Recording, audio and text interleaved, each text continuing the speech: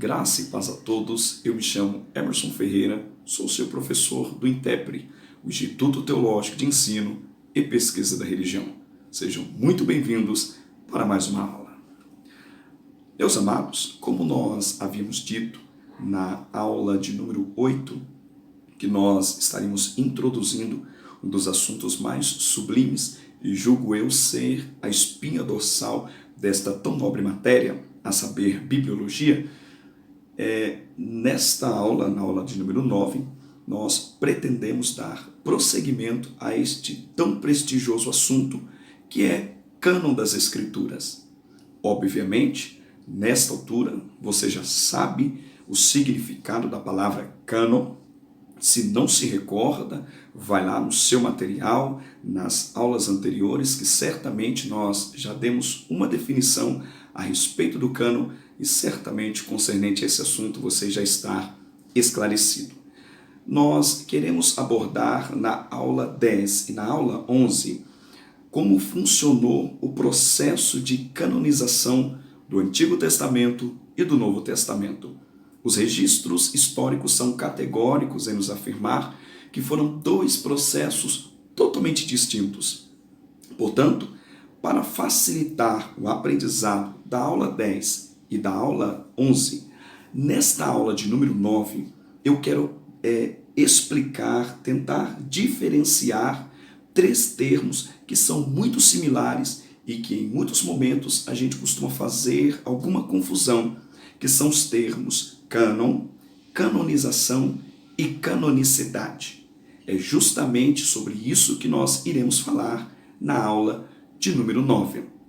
Entender sua definição, entender o seu conceito, certamente irá lhe dar uma boa e excelente bagagem para que você possa compreender quando nós estivermos falando do cânon, da canonização e canonicidade, respectivamente do Antigo e do Novo Testamento Bíblico.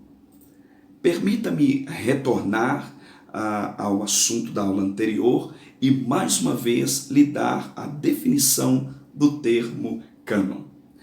Cânon, a palavra cânon vem do grego e significa cana, uma planta usada para medir.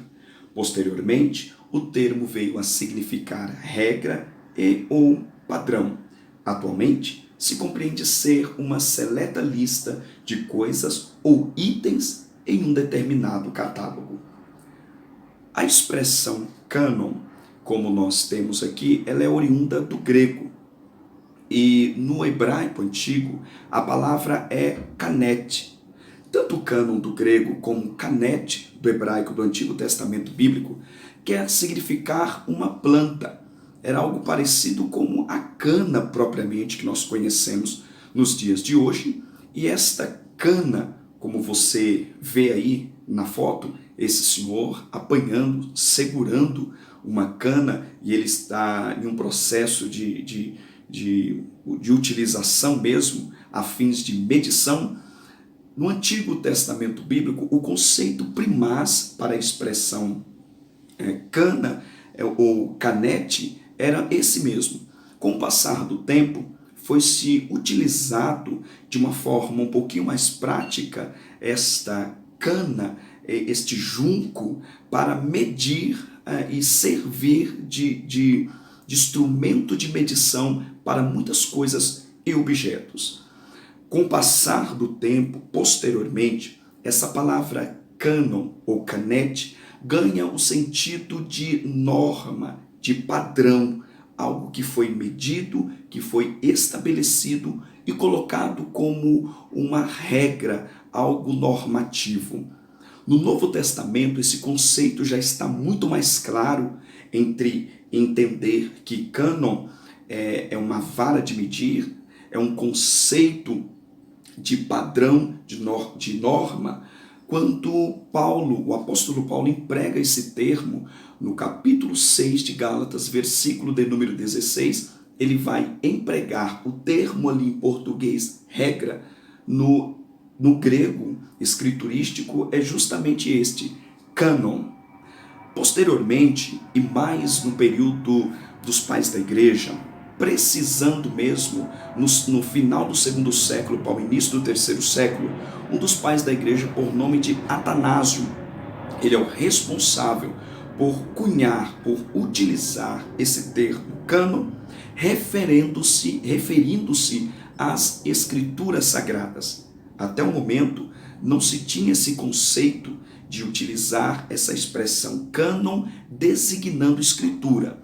Isso só ocorreu a partir do finalzinho do século II para o século III, e a partir daí esta expressão cânon ganhou um sentido de um catálogo de livros divinamente inspirados e que foram, por fim, reconhecidos pela igreja. Amém? Então, a princípio você percebe uma evolução do termo cânon ou canet no hebraico. A princípio uma vara de medir, posteriormente ganha um sentido de norma e de padrão, e que apenas no século III é utilizado para referir-se às escrituras, isto é, a um catálogo de livros previamente selecionados e que no nosso conceito foram reconhecidos pela igreja como livros canônicos, livros divinamente inspirados. A palavra canonização, ela difere-se um pouco. São termos bem similares, mas o conceito ele é um pouco distonante. Canonização, conforme você tem aí na tela do seu computador, canonização é o nome que se dá ao processo que acontece no intervalo entre a produção ao reconhecimento dos manuscritos sagrados. Canonização difere um pouco de cânon, pois o cânon é a definição, é a origem. Canonização, entenda que é o processo.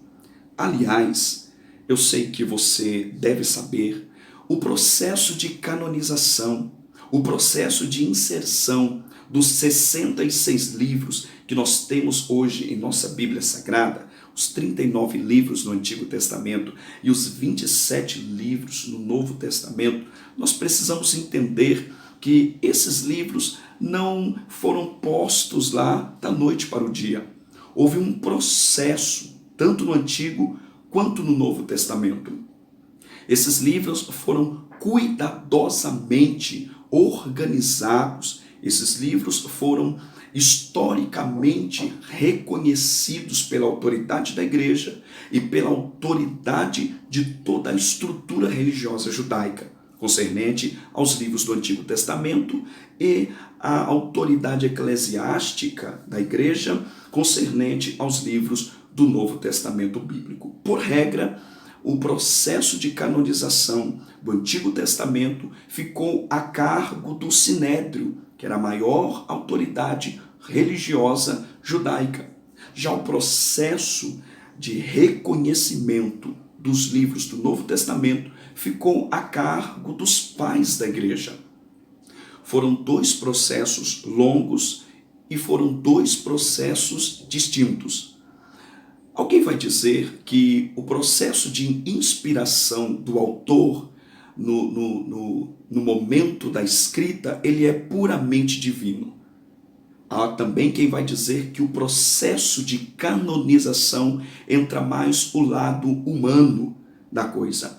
Há aqueles que dizem, e essa opinião diverge muito nos bastidores, sobre o processo de canonização seria uma orquestra ou uma supervisão divina, ou seria Deus outorgando autonomia humana. Seria um processo divino ou seria o exercício da autonomia humana em todo esse enredo da construção e do reconhecimento dos livros canônicos? Deixa eu aqui deixar muito claro de que canonização não é uma escolha aleatória da igreja pelos livros que ali estão. Não é uma mera escolha aleatória de toda a cúpula judaica concernente aos livros do Antigo Testamento Bíblico. Nós cremos que Deus supervisionou, de alguma maneira, seja direta ou indiretamente, esse processo de inserção desses livros e de reconhecimento. Perceba, canonização não é eleição de livros. Eu gostei desse, ou predileção daquele. Eu gostei mais daquele, então esse que eu não gostei eu vou deixar fora, esse que eu tenho mais afinidade eu vou inseri-lo. Não foi feito assim o processo de canonização. Houve todo um processo formal, meticuloso de análise, de comparação, que nós vamos ver posteriormente. E é importante dizer que o produto dessa análise, dessa minuciosa investigação, comparação, ela vai ter como finalidade o reconhecimento e não a eleição de livros. Os livros que nós temos dispostos hoje no cânon protestante, com seus 66 livros, não são livros meramente escolhidos ou eleitos. São livros reconhecidos como autoridade e fonte de inspiração divina. É importante você entender que canonização não é uma escolha aleatória. Canonização é um processo supervisionado pelo Espírito de Deus e que o produto deste processo divinamente supervisionado são os livros canônicos e são o reconhecimento da autoridade que tem esses livros. Outra parte que é extremamente importante você entender dentro deste processo de canonização são os contrastes presentes entre o Antigo e o Novo Testamento no período de produção até o período do reconhecimento. É interessante você observar que, como eu já havia dito previamente, há diferenças entre o processo de canonização do Antigo Testamento e o processo de canonização do Novo Testamento. Se você olhar aí na sua tela, eu deixei descrito as duas diferenças entre o processo de reconhecimento, de canonização do Antigo Testamento e o processo de escrita e de canonização do Novo Testamento. Se não, vejamos. No Antigo Testamento, o momento da produção dos manuscritos tende a ser mais calmo, enquanto que o processo de reconhecimento é mais nebuloso e hostil. Isto se dá porque, se você perceber, nós havíamos falado isso lá nas nossas primeiras aulas a respeito da gama de escritores que escreveram o Antigo Testamento Bíblico, as suas mais variadas categorias, ofícios e profissões. Falamos a respeito dos escritores que foram pastor, como Davi, foram grandes monarcas, como Salomão, foram boieiros, como Amós, cultivador de sicômoros, foram homens do campo, como o mesmo profeta Amós. Então havia uma diversidade no ofício dos escritores do Antigo Testamento. Logo, as circunstâncias em que eles escrevem também são significativamente distintas. Todavia, o que se percebe é que o processo de produção da escrita dos livros do Antigo Testamento se dá em um ambiente um pouquinho mais ameno, obviamente, variando esse conceito de autor para autor. Por exemplo, Jeremias escreveu sobre uma densa perseguição. Jeremias, ele escreve os seus manuscritos sobre um ambiente de apostasia e de forte e ferrenha oposição. Já Davi, muitos dos seus salmos são escritos na relva, no jardim, no pasto, cuidando das suas ovelhas. O que nós também não podemos deixar de reconhecer é que muitos salmos de Davi também se deu em meio à perseguição, do terrível monarca Saul por inveja, e por que não dizer também nos períodos de perseguição pelo seu próprio filho, a saber, Absalão. Mas, no geral, se entende que o processo de escrita do Antigo Testamento se dá num ambiente mais calmo e mais ameno. Todavia, o processo de reconhecimento, o processo de canonização, ele é um pouquinho mais complexo, pois nós precisamos entender que os livros eram escritos e depositados no templo.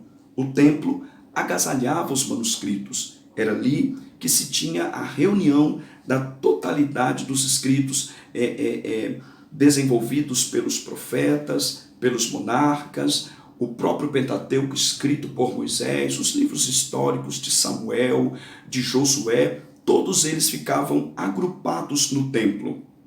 Todavia, historicamente, nós vamos entender que havia uma oposição ferrenha contra o povo de Israel, e neste ápice de perseguição, nós vamos perceber que o templo era terrivelmente afetado.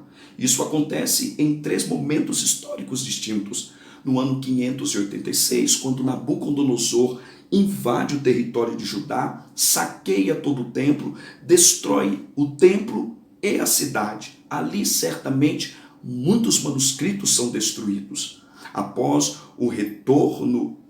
os 70 anos de cativeiro babilônico, há um retorno, há uma restauração da cidade feita por Neemias, há uma restauração do templo feito por Zorobabel e há uma restauração do culto que foi encabeçado por Esdras.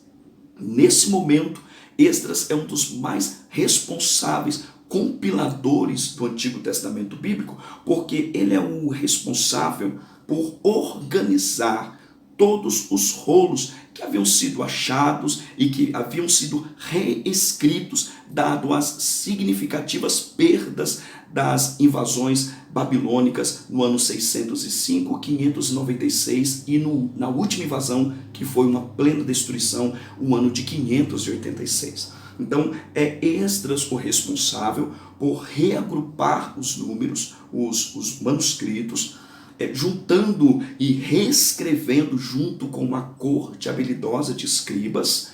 Então, é Esdras o personagem central para fazer essa reunião de manuscritos do Antigo Testamento Bíblico. Todavia, nós vamos entender que no período interbíblico, que são os 400 anos de silêncio profético, isso já é pós-Esdras, nós vamos entender que houve também um período de intensa perseguição por conta de Antíoco Epifânio. É aqui que narra a saga dos heróis que se opõem ferrenhamente à força imperial de Antíoco Epifânio, a família consagrada chamada de Macabeus. É aí que surge a história dos Macabeus, contada pelos livros apócrifos, que está no cânon católico.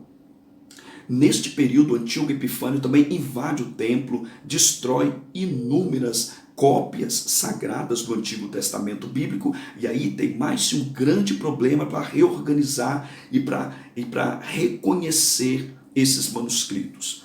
Passado o tempo, há uma restauração, os Macabeus restauram o culto. Já no Novo Testamento, você já percebe que já tem um judaísmo mais organizado, mais elitizado, e nós vamos entender que até esse presente momento, no período do Novo Testamento, não se tinha um cânon fechado, não havia fechado o processo de canonização, ainda estava em andamento. E o que acontece no ano 70 depois de Cristo é a invasão das tropas do grande governador Tito Vespasiano. Ele invade Jerusalém no ano 70 e destrói mais uma vez o templo. O povo é disperso e mais uma vez os pergaminhos eles são totalmente dispersos. A partir daí é feito todo um processo novamente de reagrupamento dos restos, dos fragmentos encontrados para então afixar o seu cânon sagrado. Nós iremos falar isso aqui um pouquinho mais à frente, mas o cânon do Antigo Testamento, ele é fixado próximo do ano 90 depois de Cristo. Na aula de número 10, nós vamos falar só do processo de canonização do Antigo Testamento e essas informações históricas ficarão muito mais claras. É importante você entender que o processo de construção, o processo da escrita, ele se dá num ambiente mais ameno, mas todo o processo de canonização, de agrupamento dos livros, ele é mais intenso, dadas as inúmeras perseguições pelas quais os judeus vieram a passar. No Novo Testamento, você vai perceber que há uma nítida diferença. Observe aí na sua tela, o Novo Testamento, o momento da escrita tende a ser mais hostil, enquanto que o processo de reconhecimento se dá em condições mais amenas. É exatamente isso. Você vai perceber que o processo de escrita dos autores do Novo Testamento bíblico se dá em um ambiente de intensa perseguição. Aliás, um grupo de cartas de Paulo é denominado como as cartas da prisão, tendo Filipenses como a mais importante delas. Os livros, ou por que não dizer, as cartas doutrinárias de Pedro se dá em uma intensa e terrível perseguição que foram desencadeados pelos os déspotas Césares romanos. O ambiente da igreja, o ambiente primitivo onde a igreja surge, é um ambiente de densa perseguição. Isso vai ficar muito claro no livro histórico do Novo Testamento Bíblico, Atos dos Apóstolos, que vai nos narrar com toda a cor e com toda a sapiência do médico Lucas a intensa perseguição em que esses livros se dão. Tiago escreve num ambiente de perseguição. João escreve suas 3 epístolas num ambiente de perseguição. Aliás, os evangelhos eram uma resposta esperançosa aos corações que estavam aflitos em meio à perseguição. Então o Espírito de Deus desperta os autores para narrar, para relembrar e deixar documentado a história a respeito do Messias. O Cristo que nasceu, que sobreviveu, que operou milagres e que por fim sofreu, morreu, ao 3º dia ressuscitou. Esta era a mensagem de esperança para os cristãos do primeiro século que vivia uma densa, ferrenha e mortal perseguição. Agora, vai ficar muito claro que esse período de perseguição que dura aproximadamente 2 a 3 séculos, no período ou no momento histórico do que nós chamamos de desfecho da canonização, é um momento mais ameno, pois as perseguições elas vão diminuindo até chegar no 3º século. Um determinado imperador, ele sobe ao trono por nome de Constantino e elitiza e reconhece o cristianismo como religião oficial do império. A partir daí, o ambiente se torna mais ameno, as perseguições se tornam menos acaloradas.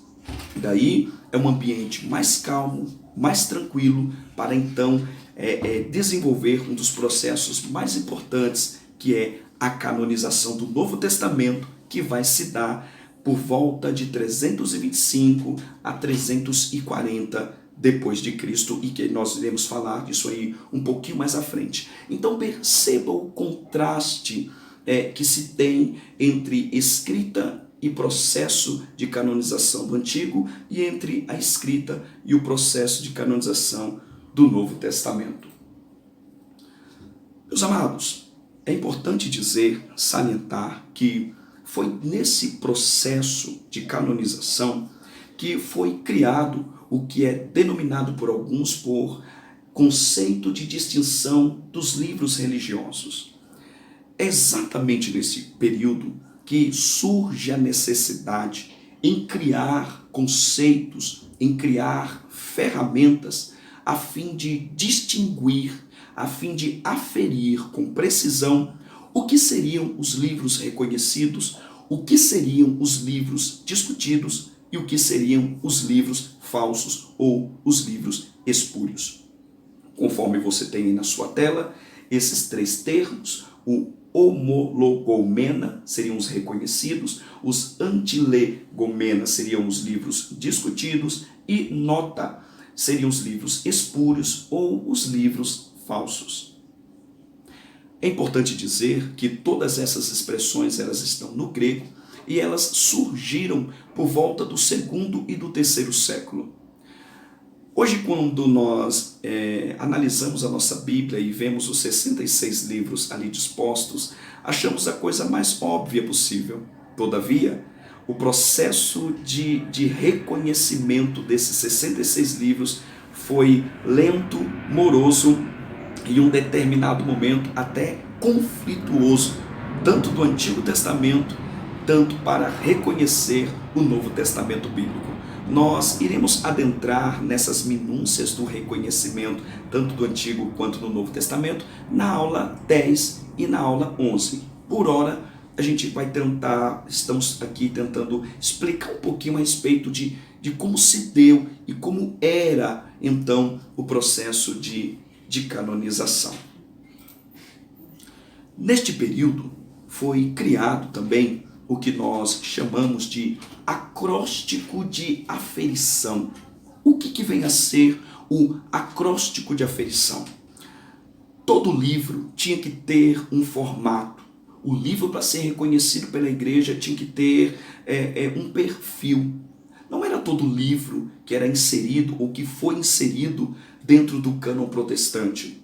Os livros, para serem reconhecidos como canônicos, isto é, divinamente inspirados, havia todo um processo muito moroso e muito laboroso para que esses livros atingissem o nível de conceito para receber, então, o reconhecimento como o livro sagrado.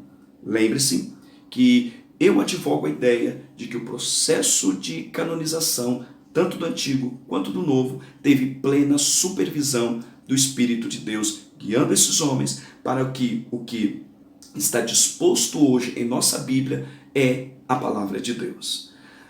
Eu, estudando a Bíblia Sagrada, um pouquinho da história da canonização, eu desenvolvi um acróstico. Lembra que nós falamos de acróstico? A Taná, que é como se fosse a expressão hoje CPF, é um acróstico, né? RG, Registro Geral, é um acróstico. Então eu desenvolvi um acróstico, conforme você tem aí na sua tela, ACADA, tá? Este acróstico, por nome de ACADA, ele vai diagnosticar justamente os 5 pilares de aferição que eram utilizados para então diagnosticar, apontar, entender que aquele livro era um livro que tinha o selo de autenticidade. Se você perceber aí, o primeiro A desse acróstico é autoridade. O segundo, confiabilidade. Terceiro, autoridade profética. Quarto, dinamismo. E quinto, aceitabilidade. Todos estes 5 elementos, eles precisavam ser a característica nata de cada um dos livros que foram avaliados. Na verdade, não foi tão fácil esse processo. Houve livros que eram muito aceitos, houve livros que quase ficaram fora do cânon, por exemplo, Hebreus, por não conseguir associá-lo à pessoa de Paulo, muitos queriam rejeitá-lo. Há um outro livro que não entrou no cânon, mas quase veio a entrar, é um livro chamado Pastor de Hermas. A epístola de Tiago quase foi uma das epístolas que ficaram de fora do cânon, e isso nós vamos explicar um pouquinho mais à frente na aula 11, quando nós falarmos do cânon do Novo Testamento Bíblico.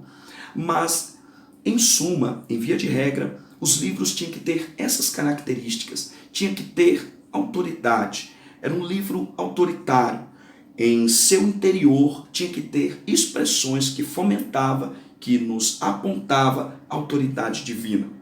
Segundo, confiabilidade. Era um texto que inspirava confiança. Era um texto em que, em suas análises mais minuciosas, ficavam detectado que não era um texto espúrio ou que não era um texto pseudo-epígrafo, mas que de fato era um texto confiável e aí sim poderia ser reconhecido como um texto sagrado. A autoridade profética. O livro que fora inserido, ou os livros que foram reconhecidos, inseridos no cânon protestante, eram livros que tinham que ter autoridade profética, uma citação do profeta, uma alusão profética, pois esta era uma característica elementar para reconhecer e dar o selo de autenticidade neste livro.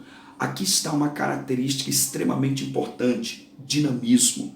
Qual era a capacidade que esse livro tinha de transformar?